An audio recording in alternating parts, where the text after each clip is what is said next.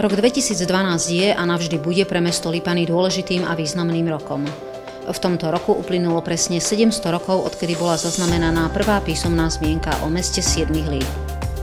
Metropola Horného Šariša prežila za 700 rokov veľa udalostí. Menila svoju tvár, svoj vzhľad, mesto a ľudia v ňom prežili časy, ktoré priniesla daná doba.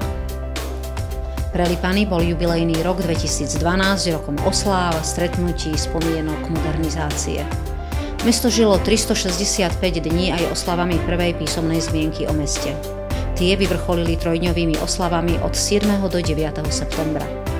Ale vráťme čas a posuňme sa o 365 dní späť. Aký to bol rok pre mesto 7 líp? Poďme sa pozrieť, čo priniesol.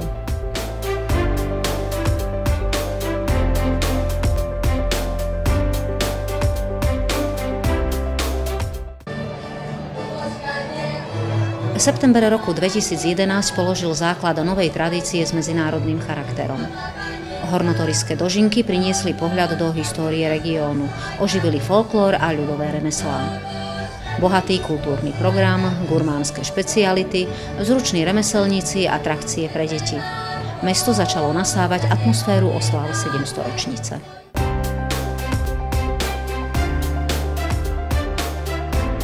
Lipany žili i svoj bežný život. September je mesiac, kedy školáci zasadnú do lavíc a postupne absolvujú 10 mesiacov vzdelávania. Mesto má vo svojej zriaďovateľskej pôsobnosti 2 materské školy a rovnaký počet základných škôl. V Lipanoch sú dnes i 2 stredné školy, gymnázium a stredná odborná škola. Ako to však bolo napríklad v polovici 20. storočia? Vtedy boli v Lipanoch jedna materská škola a jedna základná. V priebehu vyše polstoročia sa tieto školy zmáhali a dnes mesto, ktoré malo vtedy okolo 2,5 tisíc, je to trojnásobok obyvateľov. Samozrejme, že z toho titulu sa aj školstvo posunulo vpred. V školských laviciach dnes vedomosti nasáva približne 2000 žiakov a študentov, ktorým sa venuje 160 pedagógov. Po škole treba vyvetrať hlavu, čo tak stretnúť sa v prírode. Stretnutie turistov na Minčole, to je tradičné jesenné podujatie. V septembri 2011 sa konal už jeho 22. ročník. Cirkevný aj štátny sviatok 7 bolestnej Panny Márie strávili priaznivci turistiky a pohybu v prírode. Účastníci pomohli prírode ľahšie dýchať. V rámci akcie Čisté hory zbierali odpadky po tiež turistoch. Minčol je miesto, ktoré neodmysliteľne patrí k Lipanom. Minčol je náš milovaný kopec. Je to kopec s najvyššou nadmorskou výškou na Čergovskom pohorí, 1157 metrov nad morom. Je to vrchol 3 okresov, Starej Ľubovne, Bardejova a Sabinova. Z vrchola je nádherný výhľad na okolitú prírodu. Za dobrého počasia je vidieť pekne hrebeň vysokých Tatier. Netreba váhať, príďte sami spoznať krásy okolia Lipian. Vrch Minčol je jednou z prírodných dominant. Pokochajte sa krásou prírody.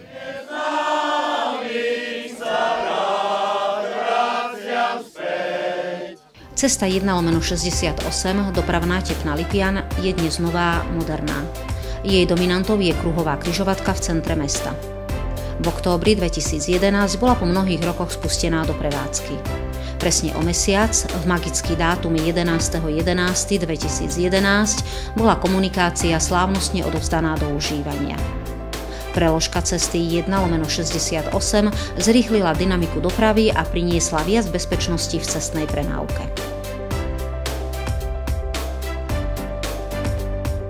Dĺžka úseku je 1,7 kilometra, v podstate prechádza intravilánom mesta a rieši vlastne nevhodnú situáciu, ktorá bola v prieťahu obcov Lipany, pretože mesto Lipany a hlavne nevhodné smerové a šírkové usporiadanie pôvodnej komunikácie. Je to završenie procesu, ktorý začal v 70. rokoch, keď bolo potrebné vlastne doriešiť dopravu v meste Lipany.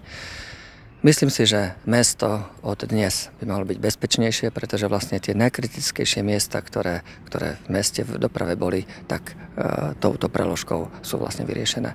Investícia do preložky cesty dosiahla objem 6,5 milióna eur. Je to časť riešenia dopravnej situácie v tejto lokalite. V pláne je severný obchvat mesta, ktorý má spojiť modernizovanú cestu 1/68 s komunikáciou pred obcov Kamenica.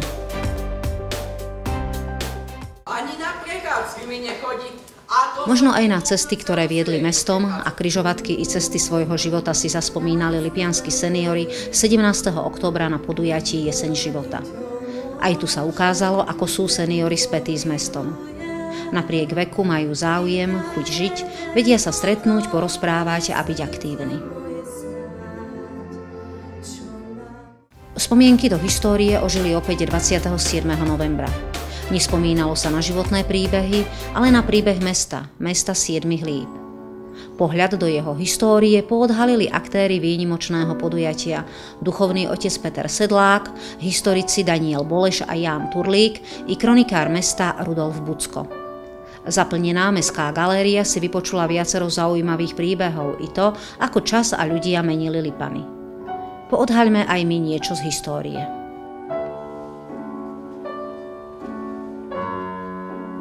Prvá písomná zmienka je zaznamenaná v spiskom rotuluse. Je to 14 metrov dlhý pergamenový zvitok, poskladaný z 25 kúskov. A práve je to dokument súdneho charakteru, je to vlastne súdny spis, ktorý obsahuje výpovede svedkov, predvolania, samotné súdne jednanie, ktoré sa odohralo v Novom Sonči v rokoch 1331 až 1332. No a medzi tým sa spomína tam svedectvo spišskej kapituly z roku 1332, výpovede svedkov je tam zaznamenané v tomto svedectve spišskej kapituly a tí svedkovia dvaja spomínajú Lipany v súvislosti s vyberaním desiatkov 20 až 30 rokov pred. Keď prejdeme do ďalších storočí, tak 15. storočie ten vplyv poľských vpádov, potom v 18. storočí, ale už v 16. ešte teda tie povstania, ktoré mali dopad na život obyvateľstva v tomto regióne. 19. storočie, tak v prvom rade to sú živelné pohromy, no a potom uvedenie mňa osobne, to trošku tak nadchlo, železnice, postavenie železničnej stanice, pretože myslím si, že toto bol v 19. storočí pre hospodársky rozvoj mesta najdôležitejší krok. Ja si spomínam napríklad na taký moment, že ako súčasný kronikár som až dodatočne zaznamenával udalosti spojené s obnovou sakrálnych objektov, konkrétne farského kostola a kostolíka na Petrovenci, ktoré prebiehali v 80. rokoch, ale vtedy nemohli byť zapísané v mestskej kronike. Toľko krátky exkurs do histórie Lipian. Vráťme sa naspäť do rokov 2011 a 2012. Krepľa Bál je tradičné podujatie, ktoré sa teší veľkému záujmu obyvateľov. Pripomína veselé časy fašiangových zábav. Na stoloch nikdy nechýbajú tradičné šišky a samozrejme dobrá nálada, ľudová a tanečná hudba, ktorá vyzýva účastníkov do tanca. Keď pre žiaľ iných do knižky sprchla slza veľká, za všetko vďaka, Pane učiteľka. Za prvý výlet do nepoznaných zemí, za prvý údiv nad krásou rodnej reči. Na jar je školský rok už v plnom prúde. 28. marec je deň, kedy učitelia oslavujú svoj sviatok. Mestská samospráva pri tejto príležitosti a pri príležitosti prvej písomnej zmienky o meste ocenila bývalých pedagógov, učiteľov z regiónu Horného Šariša a jubilantov. Ako vnímajú dnešní pedagógovia úroveň školstva v Lipanoch? Vnímam to, že sa to zlepšuje, v podstate tie školy sú opravené, či už vďaka európskym fondom, alebo vďaka podpore mesta. sú veľmi dobre materiálne zabezpečené, čo pred niekoľkými rokmi určite ešte štandard nebol. Keď porovnám pred 35 rokmi a teraz, tak by som povedala, že žiaci boli disciplinovaní lepší, správanie mali lepšie, ale teraz sú žiaci, ktorí sú na vysokej vedomostnej úrovni, dokážu ovládať technológie, vedia cudzie jazyky, vedia sa orientovať v svete, dokážu komunikovať. Lipianska mestská samospráva sa teda môže pochváliť kvalitným školstvom, ale aj vysokou úrovňou bezpečnostných zložiek. Priamo v centre mesta sa ich zásahu 5. mája prizeralo niekoľko stoviek ľudí. Boli to však len simulované záchranárske práce hasičov a zásah policajného zboru. Takto si hasiči a policajti pripomenuli tradičný sviatok svätého Floriána. Aj tieto oslavy sú v metropole Horného Šariša tradíciou.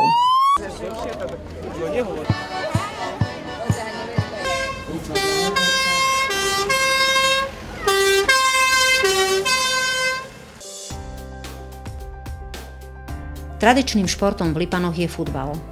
V rámci oslav 700 ročnice zažili hráči i fanúšikovia na ihrisku športového klubu Odeva Lipany 23. júna futbalový sviatok. Už po 32. krát si takto pripomenuli pamiatku svojho rodáka a futbalového rozhodcu Antona Repeľa, ktorý tragicky zahynul pri leteckej havárii v roku 1952, keď cestoval na zápas Poľsko-Anglicko. Na ihrisku v Lipanoch ste mohli stretnúť legendy slovenského futbalu Adamca, Petraša, Galisa či Vargu. Futbaloví internacionáli Slovenska si zahrali s bývalými futbalistami Lipian. Futbal na memoriáli bol v réžii dorasteneckých výberov oblastných futbalových zväzov Prešova, Vranova, Popradu, Spišskej Novej Vsi, partnerských poľských Fajslavíc a domáceho mužstva. Počas prestávky boli jubilanti, bývalí i súčasní futbaloví funkcionári a hráči ocenení.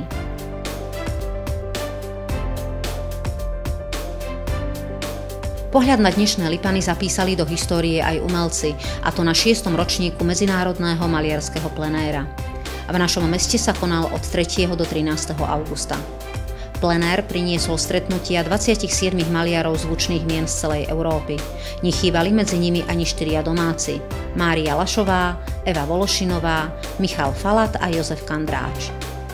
Očami, štecami a farbami výtvarníci v roku 700. výročia od prvej písomnej zmienky o Lipanoch zdokumentovali dominanty nášho mesta: Lipu, kostol svätého Martina a rôzne zákutia mesta i okolitej prírody. Udalosti v meste nás postupne previedli uplynulým rokom. A my sa opäť vraciame do septembra, tentoraz v roku 2012. Opäť sa konajú dožinky s bohatým kultúrnym programom, tentoraz ako súčasť trojdňových osláv 700. výročia prvej písomnej zmienky o Lipanoch.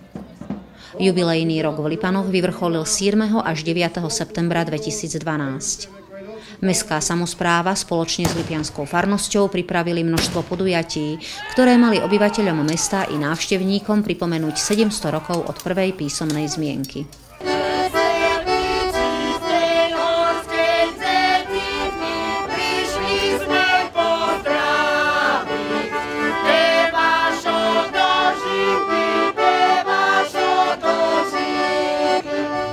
Duchovný život v meste obohatilo niekoľko svätých omší, aj tá, ktorá sa konala v nedeľu 9. septembra v Mestskom parku za prítomnosti monsignora Bernarda Bobera, košického arcibiskupa.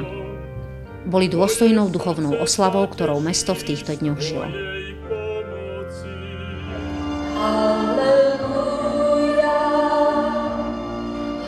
Vyvrcholením osláv bola slávnostná akadémia v športovej hale spojená s udelením cien primátora mesta a cien mesta Lipany. Zúčastnili sa na nej zástupcovia partnerských miest, organizácie na území mesta, hostia a obyvatelia, dnešní i rodáci.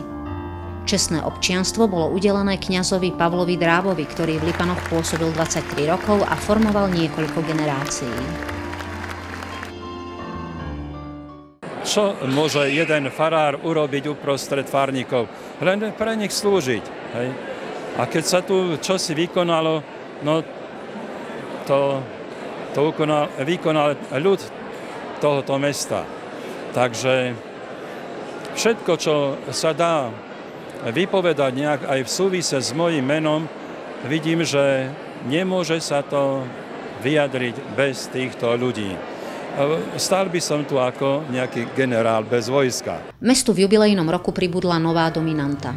Pred kostolom bola inštalovaná socha svätého Martina, ktorá bude generáciám pripomínať 700. výročie prvej písomnej zmienky o meste. Autorom sochy je lipiansky rodák Peter Beňo. Akým mestom sú Lipany dnes? Opýtajme sa ľudí, ktorí určujú jeho vývoj, smerovanie. Sú to predstavitelia samosprávy, ale aj zástupcovia cirkví.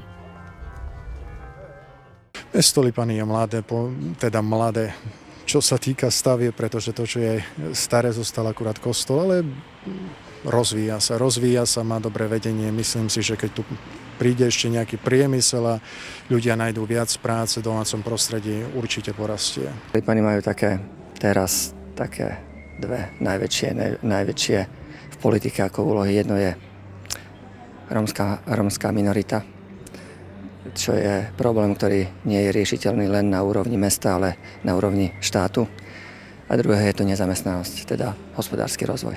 Teda v týchto dvoch rovinách musíme mesto popchnúť dopredu. Mesto má ambíciu stať sa mladým mestom, preto aj ten cieľ poskytnúť bývanie, umožniť individuálnu bytovú výstavbu je vlastne takým jedným z základných cieľov, pretože keď prídu ľudia, potom môžeme mesto aj ďalej rozvíjať, či už s formou ponúkania pracovných príležitostí a rozvoja školstva, aj teda tej nadstavovej sféry, ako je kultúra a samozrejme aj iné podmienky takého rekreačného a dobrého bývania v našom meste.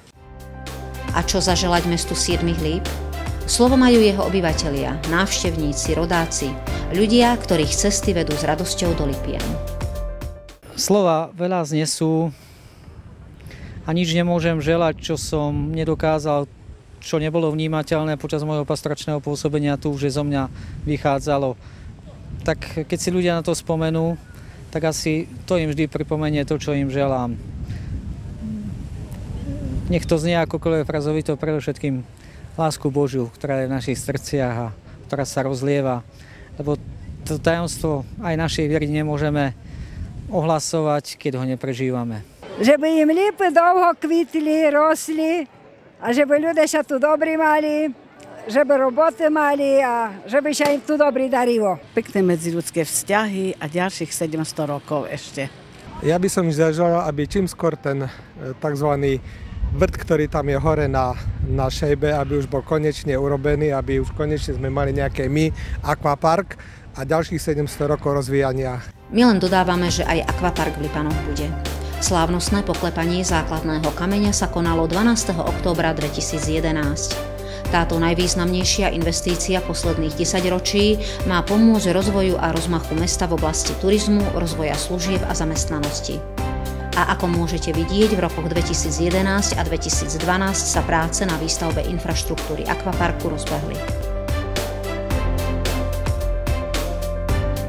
Symbolom mesta Lipany je lipa. Strom, ktorý rastie v centre mesta pri kostole svätého Martina už 320 rokov. V roku 2011 bol vyhlásený za strom roka na Slovensku, o rok neskôr skončil v rámci Európy na 4. mieste. Tento jedinečný strom má pre mesto veľký význam. Skúsme pred záverom nazrieť do jeho histórie. Lipa na základe stredovekých predpisov, tak každá listina, ktorá bola podpísaná pod lipou na posvätnej pôde a za účasti dvoch svedkov, mala štatút súčasnej notárskej zápisnice. Lipa po celý rok mení farby listov. Po dňu denne prechádza množstvo ľudí bez toho, aby si uvedomovali plynúci čas. Čestná občianka mesta, Lipa, prežila v meste, ktoré má 700 rokov, takmer polovicu tohto obdobia.